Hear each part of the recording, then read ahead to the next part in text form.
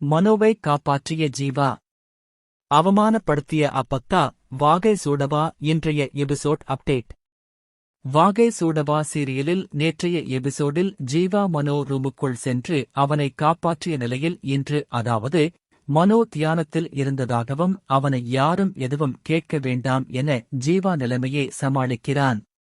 அதன் பிறகு மனோ அகிலா கேட்குற 5 லட்சம் ரூபாய் பணத்துக்கு என்ன செய்வது என கேட்க அப்பத்தா ரூமில் தேடினால் கண்டிப்பா கிடைக்கும் என்று சொல்கிறான். இதைத் தொடர்ந்து அப்பத்தா ரூமில் தேட வாசுதேவன் கொடுத்த பணம் கிடைக்க அதிலிருந்து 5 லட்சத்தை எடுத்து அகிலாவிடம் கொடுக்கின்றனர். பிறகு சுமதி ரொம்ப நாளைக்கு சம்பந்தி வீட்ல இருக்க முடியாது, நான் கிளம்புறேன் என கிளம்புகிறாள். அவரை தடுத்து நிறுத்திய சக்தி, தாலி பிரித்து போடுற வரைக்கும் இருந்துட்டு போங்க என்று சொல்கிறாள். இதை கேட்ட அப்பத்தா அவனை ஆதி பண்ண ஏற்பாட்டுல தாலி கட்டினான். அவனால ஒரு தாலி கயிறு கூட வாங்க முடியாது.